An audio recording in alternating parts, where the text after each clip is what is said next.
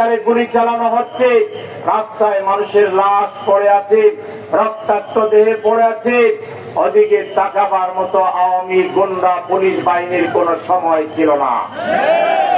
তারা একের পর এক নির্বিচারে গুলি করে আমার মায়ের বুক খালি করেছেন, আমার বোনকে বিধবা করেছেন, আমার ওই স্কুলের ছাত্রটাকে তার বোনকে সে হারিয়ে আজকে সে শোকে মুহ্যমান। এই অবস্থা বাংলাদেশে তারা করেছে শুধুমাত্র ক্ষমতায় থাকার জন্য, ক্ষমতাকে টিকিয়ে রাখার জন্য। এখন কি ক্ষমতা হাতে আছে? ক্ষমতায় থাকার জন্য নাকি সে বলেছিল যদি 1 লক্ষ লোককেও যদি হত্যা করা লাগে হত্যা করো, কিন্তু আমার ক্ষমতা চাই। এত বড় ক্ষমতা পাগল, এত বড় লোভী, এত বড় নিকৃষ্ট স্বৈরাচার যে ফেরাউনকেও হার মানিয়েছে। ফেরাউন এত নিকৃষ্ট, তারা পতিত স্বৈরাচারের প্রেতাত্মা দালাল হিসাবে চিহ্নিত করে তাদেরকে উচিতভাবে শাস্তি করা হবে। আমরা হুঁশিয়ার করে দিতে চাই, এই সরকার আসে নাই দাবি দাওয়া পূরণ করার জন্য। এই সরকার আসছে প্রয়োজনীয় সংস্কার করে নির্বাচন দেওয়ার জন্য। আমরা সরকারকে বলবো, আপনারা সময় ক্ষেপণ না করে দ্রুততম সময়ের ভিতরে কি সংস্কার করতে চান এটাকেও জাতিকে জানান, আর সংস্কার দ্রুত করে নির্বাচনের ডেট ঘোষণা করেন। আমরা দীর্ঘ 17.5 বছর নির্বাচন থেকে বঞ্চিত, আমরা ভোট দিতে পারি না। আমরা আমাদের আগামীর কান্ডারি নির্বাচনের জন্য, নেতা নির্বাচনের জন্য উন্মুখ হয়ে আছি। আমাদের নেতা নির্বাচনের সুযোগটা তাড়াতাড়ি করে দিন। কিন্তু তাড়াতাড়ির নামে রাজনৈতিক দল কিংবা ব্যক্তিত্ব, সামাজিক শক্তি যারা আছেন তারাও যেন ধৈর্য হারা না হন। আমি বলবো সবাইকে ধৈর্য ধরে আমরা ঠান্ডা মাথায়, আমরা সুস্থির ভাবে প্রেসিডেন্ট সরকারকে প্রয়োজনীয় পরামর্শ, সহযোগিতা, বুদ্ধি দিয়ে আমরা তাদেরকে তাদের কাজে পরিপূর্ণ যাতে তারা সফল হতে পারে, সুষ্ঠু নির্বাচন যাতে দিতে পারে, এই ব্যাপারে আমাদের সকলকে আগায় বিভাজনের চেষ্টা করবেন।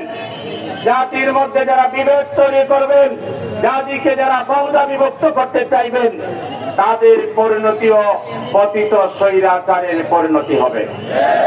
এই জাতি আর বিভক্ত হতে পারবে না।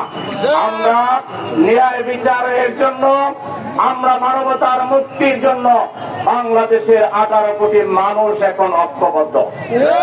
এই ঐক্যের বিরুদ্ধে যারাই যাবে তারাই ব্যর্থ হবে, তারাই আগামী দিনে এই একই পরিণতি ভোগ করবে যে পরিণতি স্বৈরাচার ভোগ করেছে।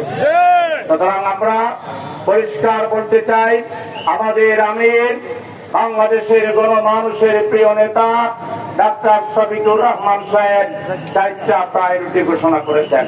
প্রথম প্রায়োরিটি হলো যারা বিগত আন্দোলনে আহত হয়েছে, এখনো চিকিৎসাধীন, তাদের পাশে দাঁড়িয়ে আল্লাহর রহমত চেয়ে তাদেরকে দ্রুত সুচিকিৎসার মাধ্যমে সুস্থ করে তোলা। আমরা জামাত ইসলামী সেটা করছি। শহীদ পরিবারে যাওয়া, তাদের দোয়া নেওয়া এবং তাদেরকে সহযোগিতা করা। আমরা জামাত ইসলামীর পক্ষ থেকে প্রত্যেকটা শহীদ পরিবারকে সহযোগিতা করে যাচ্ছি এবং করে যাব ইনশাআল্লাহ। 3 নম্বর হলো এই বাংলাদেশ 18 কোটি মানুষের বাংলাদেশ। এই বাংলাদেশের সম্পদ 18 কোটি মানুষের সম্পদ। এখানে কোন চাঁদাবাজি, কোন লুটতরাজ, কোন ভাঙচুর, কোন নৈরাজ্য, কোন ধরনের বিশৃঙ্খলা কেউ করতে পারবে না। 18 কোটি মানুষকে ঐক্যবদ্ধ থাকতে হবে। 4 নম্বর হলো ছাত্ররা যে জাস্টিস চেয়েছে, সেই জাস্টিস প্রতিষ্ঠায় আমরা কোন আদর্শকে সমুদ্রের কথা ভুলে গিয়ে মন গড়া কিছু ব্যবস্থা চালু করে এখানে যদি আমরা জাস্টিস পেতে চাই, এটা কখনো হবে না। জাস্টিস পাওয়ার জন্য বাংলাদেশের সংখ্যাগরিষ্ঠ মানুষের ঈমান, আকীদা, তাহজিব, তামাদ্দুন, মূল্যবোধকে সামনে রেখে কোরআন এবং সুন্নাহর আলোকে একটি ন্যায় বিচারপূর্ণ জাস্টিস প্রতিষ্ঠা করার জন্য আমাদেরকে ঐক্যবদ্ধ হতে হবে।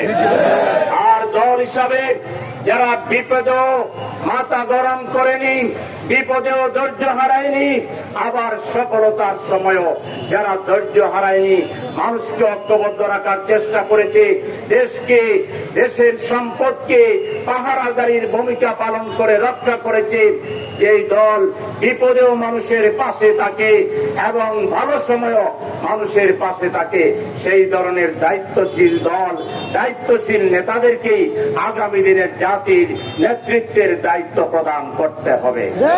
এই দল বা দলগুলো কোনগুলো সেটা জাতিকে বিচার বিশ্লেষণ করে সঠিক সিদ্ধান্ত যাতে আমরা নিতে পারি, সেই ব্যাপারে আমাদেরকে আমাদের নিজেদের মধ্যে বোঝাপড়া, আলাপ আলোচনা, নিজেদের মধ্যে চিন্তার ঐক্য তৈরি করার জন্য এখন থেকে আমাদেরকে চেষ্টা করতে হবে। সংগ্রামী লক্ষ্মীপুরবাসী, আমি আর কথা বাড়াতে চাই না। আমরা মজলুম, 18 কোটি মানুষ মজলুম। জালিমরা আমাদেরকে কত বিক্ষত করেছে, জালিম আমাদেরকে জর্জরিত করেছে, ব্যথায় জর্জরিত করেছে, আমাদেরকে লন্ডভন্ড করে দিয়ে যাওয়ার চেষ্টা করেছে। কিন্তু আমাদের আস্থা আছে আমাদের প্রভুর প্রতি, আমাদের আল্লাহর প্রতি। ওই জালিম বিদায় নিয়েছে, আমাদেরকে হেফাজত করার মালিক হচ্ছেন আমাদের আল্লাহ, আমাদের ক্ষতি পুষিয়ে দেওয়ার মালিক হচ্ছেন আমাদের আল্লাহ। আমরা বিশ্বাস করি যে রক্ত ঝরেছে, এই রক্তের উপরে এমন একটা ইমারত, এমন একটা প্রাসাদ তৈরি হবে, যেই ইমারতের মধ্যে বাংলাদেশের প্রত্যেকটা নাগরিক সুবিচার পাবে, ন্যায় বিচার পাবে। বাংলাদেশের সকল মানুষের জন্য আইন সমানভাবে প্রয়োগ হবে। আর বাংলাদেশে কোনো দুর্নীতি হবে না, ঘুষ চলবে না, চাঁদাবাজি চলবে না, টেন্ডারবাজি চলবে না। যেখানে চাঁদাবাজ সেখানে লড়াই শুরু হবে, যেখানে টেন্ডারবাজ সেখানে লড়াই শুরু হবে। চাঁদাবাজ, টেন্ডারবাজ এবং দুর্নীতিবাজ এবং তাদের প্রশ্রয়দাতার না। সকলকে ঐক্যবদ্ধ হয়ে সকল অন্যায়ের বিরুদ্ধে আন্দোলন সংগ্রাম অব্যাহত রাখার উদাত্ত আহ্বান জানিয়ে আজকে লক্ষ্মীপুরবাসীকে আমরা ধন্যবাদ জানাই যে আমাদের আগমন উপলক্ষে আপনারা